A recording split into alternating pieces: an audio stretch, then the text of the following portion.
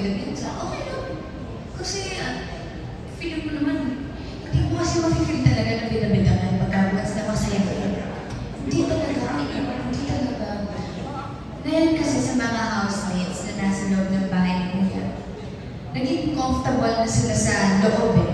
So, feeling ko, hindi sa feeling ko eh, instinct ko na talaga na minsan-minsan malilimutan na talaga nila nasa loob sila ng bahay ni Kuya. Kasi parang feeling nila nasa bahay lang talaga sila. Ganun ka comfort zone, or ganun ka parang bahay talaga yung bahay ni Kuya. Makakalimutan mong pinapanood ka ng milyon-milyon tao sa Pilipinas. Yung learnings ko lang ng daming sinabi, wala pang learnings. Okay, yes. Ito na, sabihin ko na. Feeling ko yung learnings na mapapasok ko sa kanila is 2, 1. Kung bakit ako sila?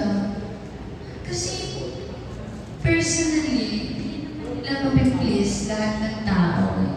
Kung ano man, kung bad man or good man yung ipakita nila sa loob, hindi mo mapiplease yung isang tao na talaga yun. So I suggest sa lahat ng housemate doon, huwag silang matakot na ipakita yung kung sino talaga sila. Kasi feeling ko mas ma-appreciate sila ng taong bayan pag hindi sila naging plastic. We should remember ng batch nila, walang celebrity doon. Yeah. These are not normal na mga tao. Yeah. So, nila, so, feeling ko din kasi dahil may mga wala. Huwag nang ituloy. Huwag nang ituloy. Hindi. Yun na lang. Huwag silang natakot na ipakita yung totoong sila. Kasi mas ma-appreciate sila ng taong bayan kung ano talaga yung real attitude nila.